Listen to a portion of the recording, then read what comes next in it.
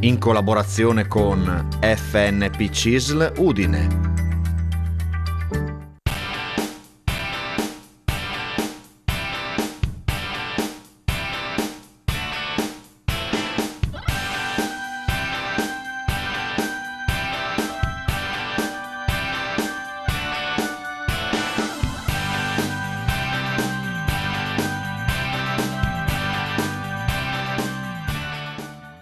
Un saluto ai nostri amici telespettatori, eccoci puntuali con la rubrica Sportello Pensionati. In studio con noi oggi ci sono Iris Morassi, che è coordinatrice di area udinese e bassa friulana dell'FNP CISL. Buonasera, buonasera. E poi c'è Liliana Della Rovere, sempre dell'FNP CISL di Udine. Intanto dobbiamo dire bentornata, perché Iris è da un po' di tempo che non ti vediamo, da prima di Natale, sì, no? Grazie, quindi ben ritrovata. Ci sono state tante novità in questo periodo, perché vi state riorganizzando, vi state... è un periodo intenso. Ecco, un periodo diciamo molto così, intenso, quindi vacanze di Natale tu non ne hai fatte, hai pensato a lavorare per... Insomma, presso poco, presso poco.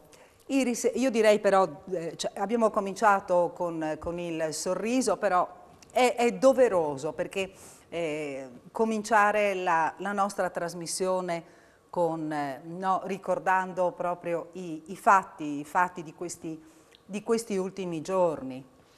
Sì, no, volevo portare alla famiglia di Lorenzo la vicinanza non solo della FNP ma della CIS tutta, e penso insomma di tutto il popolo friulano, perché veramente non ci sono parole di fronte alla morte di un giovane che non dovrebbe accadere, perché la scuola manda, che si chiamino stage, che si chiami scuola lavoro, eccetera, manda i giovani ad imparare, ma con un profilo, con dei dettati specificati. Non è che dice utilizzateli. Adesso io non voglio entrare nel merito, perché la magistratura deve fare il suo corso, e probabilmente può essere che non sia così, che sia proprio la fatalità, non so, però purtroppo è quasi quotidiano il rosario di morti sul lavoro, che non se ne può più, ecco, bisogna assolutamente che si riuniscano tutti gli attori che girano intorno a questo problema, con la volontà di far smettere queste morti, perché non è più tollerabile. Sono in aumento esponenziale, adesso si è mossa l'edilizia, no? Con questi bonus, eccetera, e non serve che lo dica a te e neanche credo a chi ci ascolta, perché basta seguire la cronaca, è veramente avvilente. Quindi, ripeto, la vicinanza alla famiglia del ragazzo, però tutti noi adoperarsi perché queste cose non debbano più accadere. Iris, detto questo, so che devi dare un messaggio, anche perché domani ricorre, c'è una data importante, la giornata della memoria, il 27 di gennaio. Esatto. E quindi... Esatto, volevo, perché come diceva Primo Levi, no? Bisogna fare memoria e ricordare assolutamente, perché non accada mai più, e penso che mai come in questi periodi sia necessario ricordare e soprattutto coinvolgere i giovani con docufilm, con tutto quello che è possibile far vedere, perché si rendano conto di... soprattutto adesso che i giovani, insomma, nelle famiglie sono, no, fino a 50 anni e su di là, trattati, messi quasi sotto una campana di vetro, cosa significa vedere arrivare queste persone in piena notte, armate fino ai denti, urlanti, cacciarti fuori di casa, separare genitori, figli, mariti e mogli, e non sapere più che fine hanno fatto. Quindi io credo, dico sempre, lunga vita alla Segre, a tutti quelli che portano la testimonianza diretta, però anche le scuole, tutti quelli che possono aiutare in questo senso, insomma, i media, eccetera, devono assolutamente ricordare che Solo nel 2005 poi le Nazioni Unite, l'Assemblea Generale delle Nazioni Unite ha fatto sì che ci fosse questa giornata di domani, giornata della memoria, no? E in Italia, diciamo, hanno scelto questa data perché è stata la data che quando gli alleati sono entrati a liberare, no, ad Auschwitz e negli altri campi di concentramento, hanno reso testimonianza al mondo di questo orrore che si chiama Olocausto, appunto. E quindi, siccome oggi è l'antivigilia, diciamo, Certo. voglio assolutamente fare questo appello ai giovani: non passate diritti davanti a film, documentari, libri o tutto quello che c'è che ricorda questo, perché stanno succedendo delle cose in Italia che sono inquietanti. Di ieri, mi pare, o dei 2 giorni fa, dei giovani che hanno aggredito un ragazzo ebreo, sputandogli addosso e maltrattandolo e picchiandolo. Ma è un caso, ne potremmo raccontare ogni giorno, e questa escalation di violenza non è assolutamente tollerabile. Gli attacchi alla Segre, che è una donna che andrebbe solo onorata, sono inconcepibili. E purtroppo i social danno questa possibilità a gente anche, no, tremenda, dico, di nascondersi, li chiamano, non mi ricordo neanche più della tastiera, no? Che si nascondono nelle loro case e sono convinti che possono dire e fare tutto quello che vogliono. Stanno dicendo bugie in questi giorni che sono tutte invenzioni, che sono racconti così ecco, non credete a queste cose, informatevi bene e impegnatevi, impegniamoci tutti a che non accada mai più davvero. Che poi prima di credere a quello che c'è online basta chiedere se ci sono dei nonni in casa.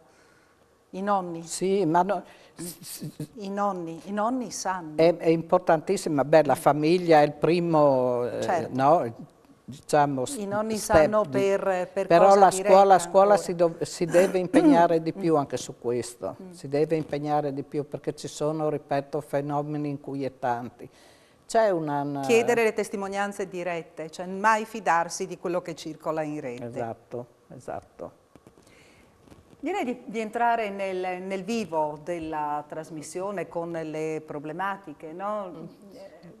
Parliamo di novità per quanto riguarda le pensioni, anche se novità sono ancora poche, bisognerà aspettare ancora qualche giorno, speriamo, no? Che anche i sindacati riescano a ottenere quello che hanno chiesto, quello che c'è appunto sulla piattaforma che hanno presentato. Tanto no? adesso aspettiamo Habemus Papa perché è tutto bloccato, no? Sì, adesso bisogna aspettare l'elezione del Presidente, perché è tutto quindi bloccato. tutti gli interessi sono L'Italia lì, sono tutti concentrati là. Tutti lì danno l'ennesima dimostrazione che ci tengono al bene del popolo. Le proposte Liliana, sono ecco, appunto, proposte tante, e poi ho visto anche oggi c'è questo, con un taglio del 3% della quota retributiva per ogni anno per poter andare in pensione prima, no? Della scadenza. Sì, era già stata in passato, Sì. perché era Sì. stata proposta in passato e quindi era partito questo discorso che Sì. prima dei 62 anni di età c'era un taglio del 3%, poi a secondo di quanti anni mancavano c'era un ulteriore taglio fino a un massimo di... Quindi se ritorniamo a questo discorso qua per poter andare magari con i 41 anni, con un'età anche più prima dei 67, diciamo, però altrimenti cioè, la proposta che è stata fatta, pare dal governo, è quella di fare il calcolo contributivo. Sì. Quindi a tutti gli effetti dice sì, indipendentemente dall'età e da tutto, 41 anni e calcolo contributivo. Adesso vediamo se si vengono incontro sul discorso del retributivo, scalando questo 3%, però lo stesso, se a uno gli mancano tanti anni è una bella decurtazione. Adesso vediamo se riescono con questo o se no la proposta di Tridico, che sembra che non sia stata abbracciata, non lo so, se Quella di Tridico dice invece che paga immediatamente al momento del pensionamento la quota contributiva e a 67 anni di età parte l'altra quota retributiva. Però sembra che non abbia avuto tanto successo, quindi, no? Quindi ancora tutto per aria. quindi il 7 febbraio dovrebbero tornarsi a riunire per poter parlare un pochino di più su questa cosa qua e decidere finalmente. Ecco, per quanto riguarda invece l'app e social, lì c'è un'apertura, no? Anche nei confronti del mondo della scuola, mi sembra. Allora, nell'app e social si sta, appunto, visto che è stata ampliata, diciamo, Sì. c'è stata un pochino più di flessibilità, si parla appunto, dice, perché hanno aumentato le attività economiche alle quali possono aderire i lavori gravosi, quindi 63 anni di età, 36 anni di lavori gravosi, di aziende, sì, lavori particolarmente pesanti e gravosi, però appunto dico negli ultimi 10 devono essere 7 anni o negli ultimi 7 devono essere 6 anni. Quindi il portale dell'INPS è stato aperto per poter dare la possibilità a chi fa la domanda, diciamo, di compilare questi modelli da parte del datore di lavoro e quindi per vedere se rientrano in queste possibilità delle domande. Quindi adesso vediamo. La domanda deve essere fatta entro il 31 marzo, la primo step diciamo il 31 marzo, verranno esaminate dall'INPS, quindi dopo una volta accolte faranno la domanda di pensione. Vediamo se saranno abbastanza complete, se ci sono tante domande. Perché i fondi sono quelli, dopo bisogna vedere se realmente quanti ne aderiranno, quanti chiederanno. Ecco, anche perché voi avete bisogno di certezze, perché i cittadini vi chiedono, no? Chiedono agli esperti, anche allo sportello pensionati, chiedono allora, ci sono delle idee, si può fare questo piuttosto che quello? E anche voi avete bisogno di avere qualche certezza in più per dare le indicazioni giuste, no? Esatto, sì, perché l'anno scorso, ad esempio, l'App e Social sono state 3 date, quindi è stata data fino al 31 marzo la prima richiesta, poi al 15 luglio la seconda richiesta e quelli che maturavano entro il 31/12/2021 hanno potuto fare la domanda il 30 novembre.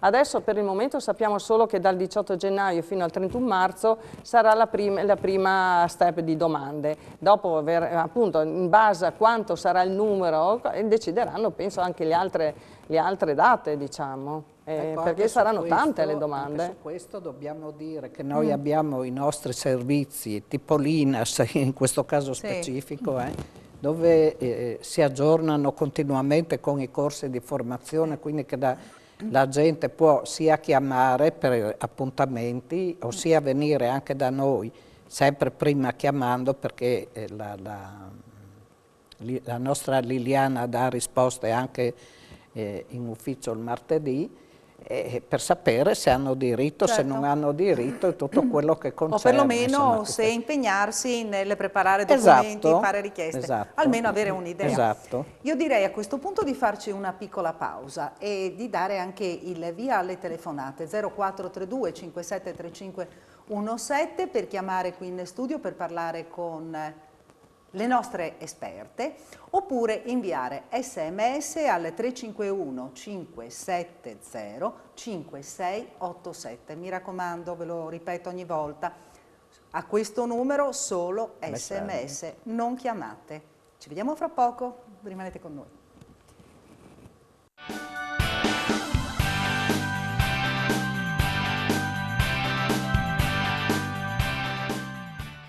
Abbiamo dei messaggi, la volta scorsa vi avevamo già annunciato che oggi vi avremmo dato delle risposte. Allora, per favore, battetevi affinché resti opzione donna. Incisiva questa.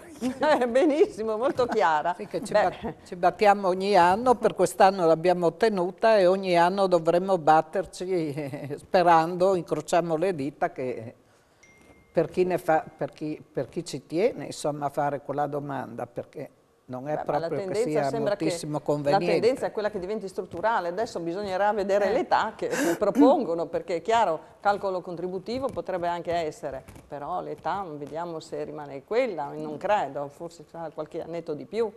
Già sarebbe importante che eliminassero la Fornero, che ci farebbero dare un grande respiro, no? Non superarla solo in corso d'opera per un anno perché poi si deve ridiscutere Ma per quello tutto. che riguarda la vecchiaia, perché hanno detto che per il momento fino al 2023 resta fermo l'età, lo so. diciamo che non aumenta. Per il 2023 sì. però. Però sai, fai T che è già 2023, poi devi ridiscutere. Comunque, insomma, vedremo queste cose. Sentiamo chi c'è in linea adesso. Pronto? Buonasera, con chi parliamo? Ah, buonasera. Buonasera. Ho già chiamato 2 settimane fa, no? Sì, E volevo fare solo una riflessione. prego. Ecco, è questa. Con l'app social, allora, chi ha lavorato in proprio, dopo 30 anni non può andare in pensione. Chi invece è dipendente, sì.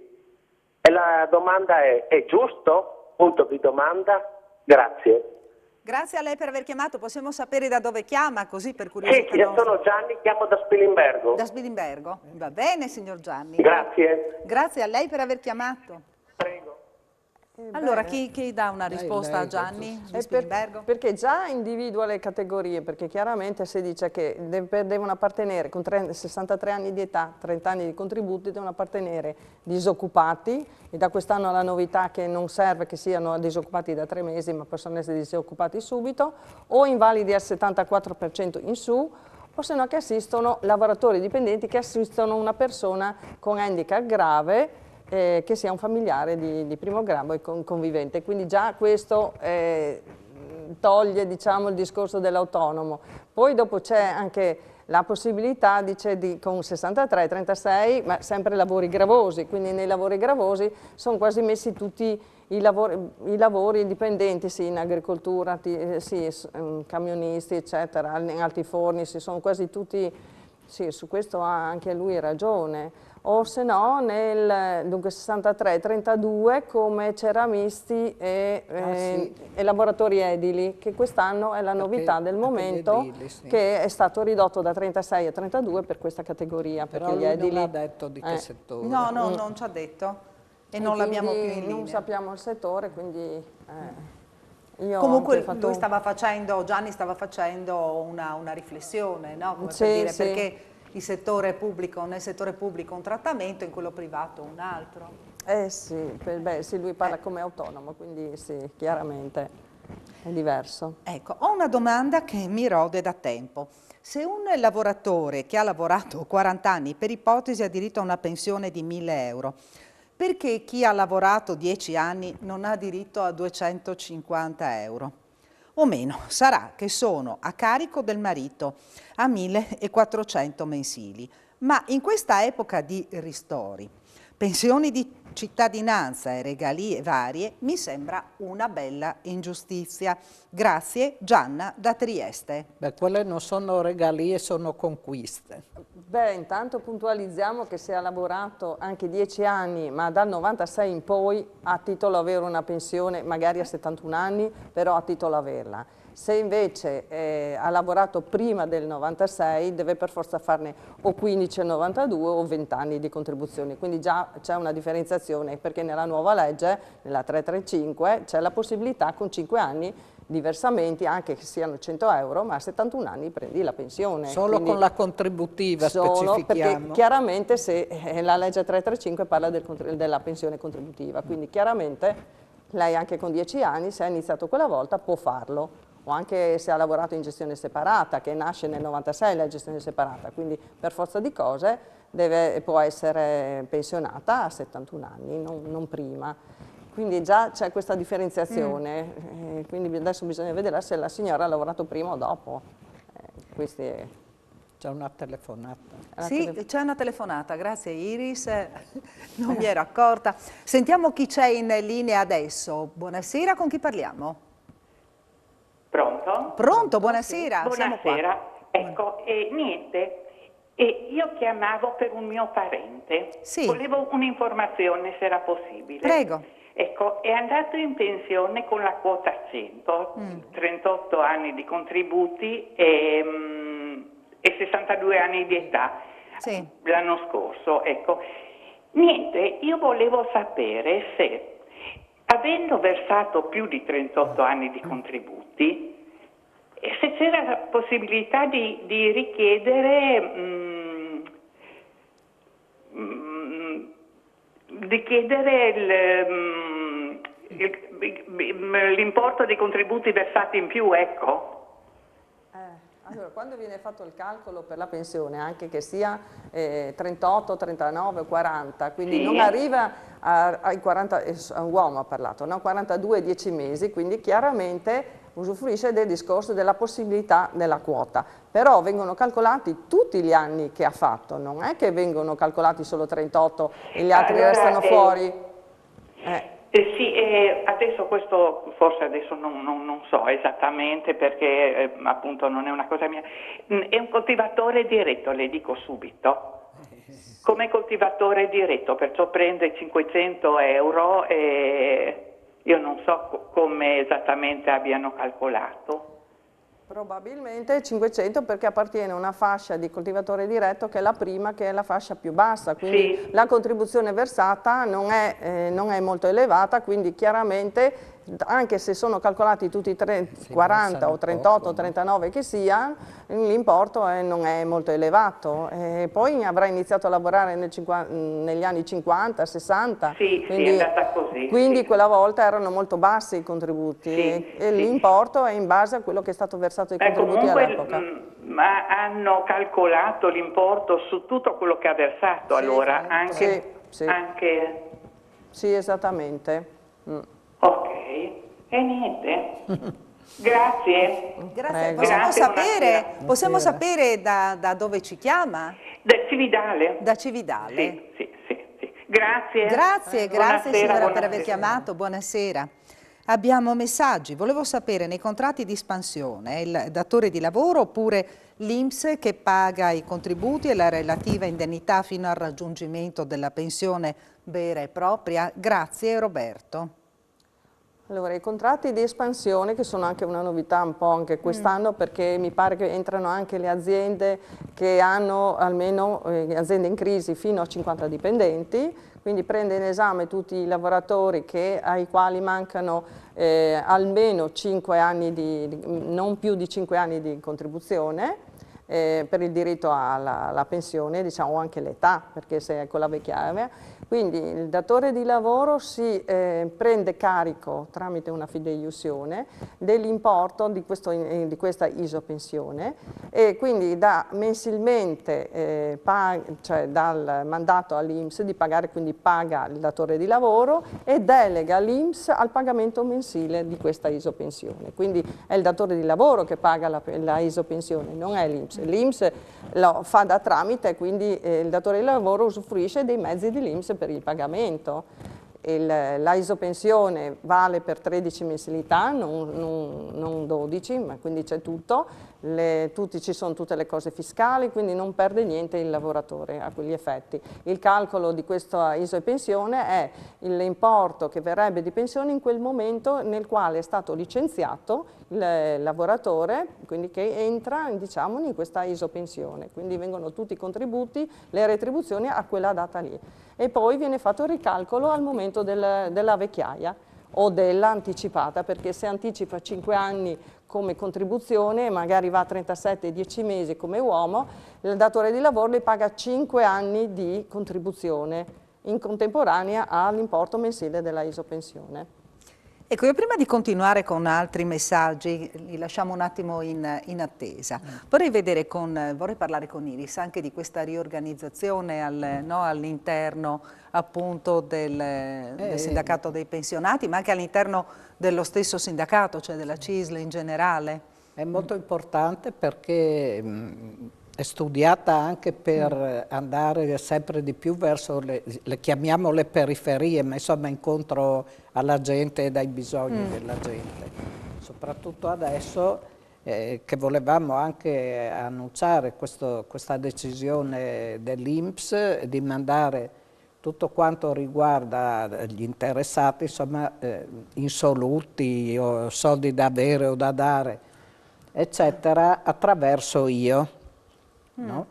Allora, rispetto a questo, rispetto all'assegno unico, rispetto a tutte le novità, bonus, eccetera, noi abbiamo 6 territori che il collega della scorsa settimana ha bene elencato, enunciato, no? che si moltiplicano per 2 perché poi hanno 2 sedi anche rispetto, per dire, Palmanova, Cervignano, Cividale, insomma sono raddoppiate, diciamo. Sì. Tutto per rispondere ai bisogni. Ancora ci prepariamo ad acquisire nuove sedi, per dire a Rivignano, una di nuovo a Udine, per cercare insomma di avere sempre più, di essere sempre più disponibili rispetto ai bisogni delle persone. Allora, ci attrezziamo attraverso dei corsi di formazione. Facciamo un esempio rispetto a quello che ho detto prima di questo io, che insomma ci vuole sicuramente un telefono adeguato che abbia internet, che guardate, sembra una stupidaggine, ma siccome durante il lockdown ho girato frequentemente a fotografare documenti con il mio cellulare, perché quelli che avevano gli interessati erano proprio improponibili, sì. Abbiamo anche, proporremo anche una convenzione che abbiamo fatto per avere dei telefoni validi a un costo molto accessibile. Il primo corso partirà sperimentale a Udine, sarà rivolto agli iscritti come primo, ed è appunto un corso per entrare dentro questi strumenti e per poter andare a vedere la propria situazione, eccetera. In più abbiamo fatto già, svolto il primo corso il 14 gennaio, per i nostri agenti sociali sull'assegno unico, di modo che le persone che adesso arriveranno numerosissime nelle nostre sedi a chiedere l'UMI troveranno le persone preparate.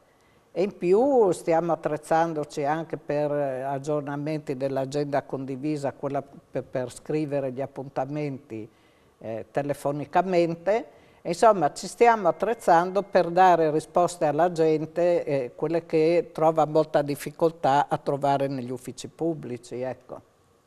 Ci facciamo un'altra piccola pausa per la pubblicità, rimanete con noi.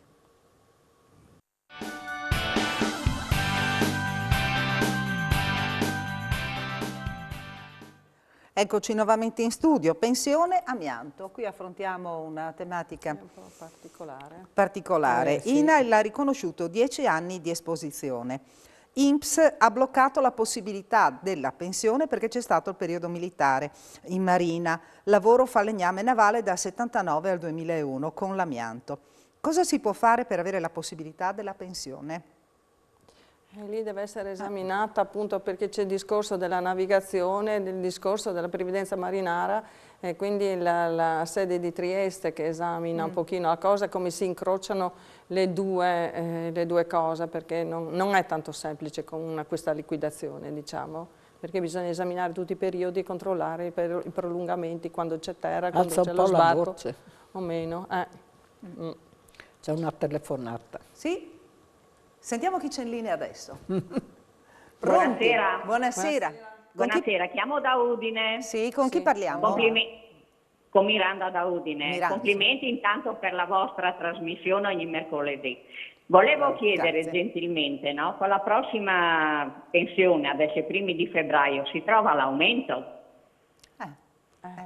No, non ancora, perché dovrebbe essere a marzo. La perequazione che deve andare al posto giusto, diciamo, perché prima hanno applicato l'1,6 e adesso devono applicare l'1,7, quindi c'è il recupero di 2 mesi e quindi con marzo dovremmo averla giusta. Poi tra l'altro dico ci sarà anche il discorso dei nuovi scaglioni dell'IRPEF, quindi devono essere ricalcolati anche quelli con le nuove detrazioni, quindi non prima di marzo, febbraio non c'è ancora. I primi di marzo, insomma, si trova qualcosa? Sì, a febbraio non c'è niente di particolare. Speriamo bene. Grazie, bene. Buonasera. Signora Miranda, grazie per averci chiamato. Grazie a voi. Continui a seguirci, mi raccomando. Siamo molto contenti quando sentiamo, no, di avere dei telespettatori che ci sono affezionati, che ci seguono sempre. Grazie, arrivederci. Andiamo avanti con i messaggi? Sì? Sì? Allora, disoccupato con 32 anni di contributi, 63 di età, però senza aver goduto della disoccupazione perché non spettante. Posso andare in pensione con APE sociale?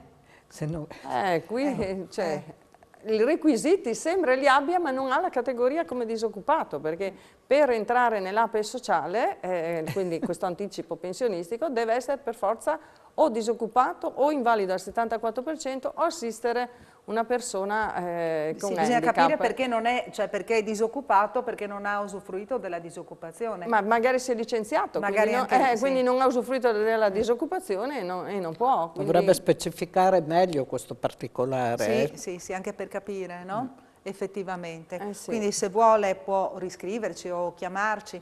È che purtroppo mancano ancora 5 minuti al termine della trasmissione, no?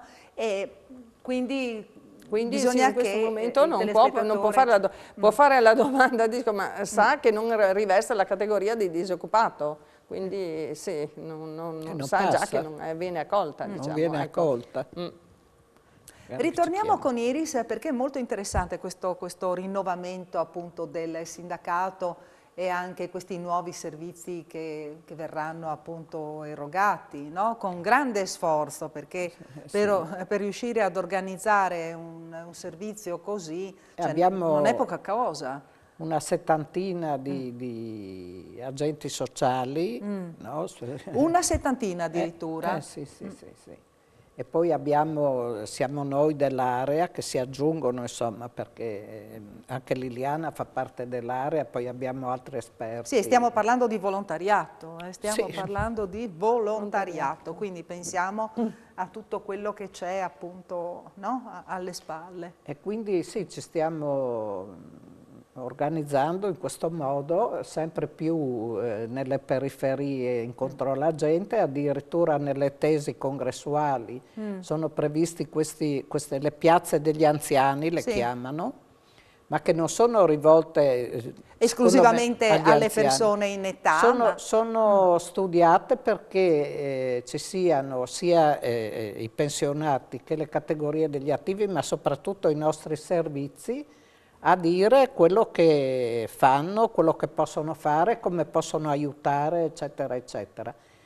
In questo senso mi piace dire anche che stiamo ripensando anche la partecipazione a questa trasmissione, naturalmente sempre assieme alla nostra cara giornalista Marta, per far sì che siccome noi abbiamo più servizi qua, di solito le domande sono attinenti sempre alla pensione o a problematiche di questo genere, e invece noi abbiamo, per dire, il SICET che si interessa degli inquilini, e sapete quante cause ci sono, no? Quindi a tutela degli inquilini.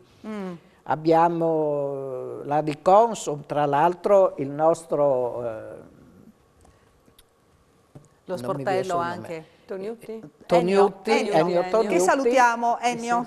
La nostra colonna portante comunque verrà anche a rispondere per quanto riguarda di Consum. E via via tutti vogliamo coinvolgere il CAF, perché man mano, a seconda delle esigenze, il CAF ci fornirà la persona adeguata che viene a dare risposte. Quindi uno sportello pensionati, relativamente pensionati, uno sportello praticamente questa trasmissione per i cittadini. Per i cittadini. Noi però ci teniamo a dire che siamo sindacato, che la nostra, diciamo, il nostro mantra è l'iscrizione, perché noi lavoriamo per tutta la cittadinanza, ma insomma è giusto che gli iscritti abbiano maggiori vantaggi, e quindi chiediamo alla gente di iscriversi.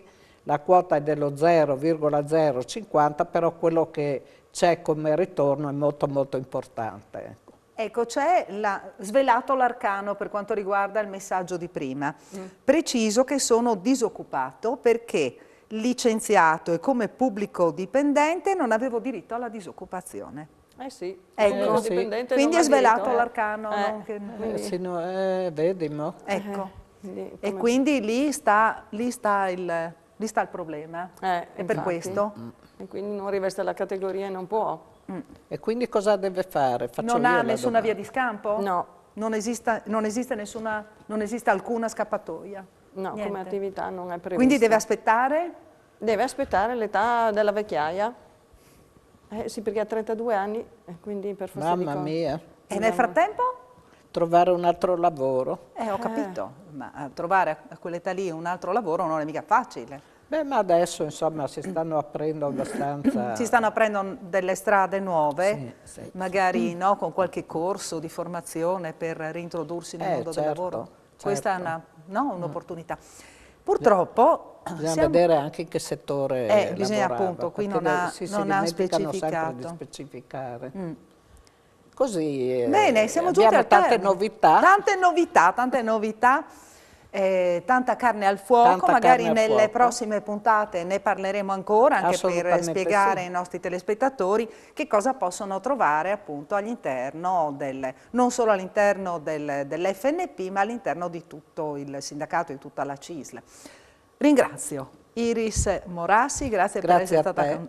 con noi e spero che tu non aspetti ancora così tanto tempo No, per no. ritornare in studio, no? Promessa. Ecco, promessa, hai aspettato troppo tempo. Grazie a Iris Morassi, coordinatrice di area dell'Udinese e della Bassa Friulana FNP CISL. Grazie a Liliana Della Rovere dell'FNP CISL. Grazie per averci seguito. Ci vediamo mercoledì prossimo, sempre alla stessa ora. Arrivederci. Buonasera a tutti. Buonasera. Buonasera.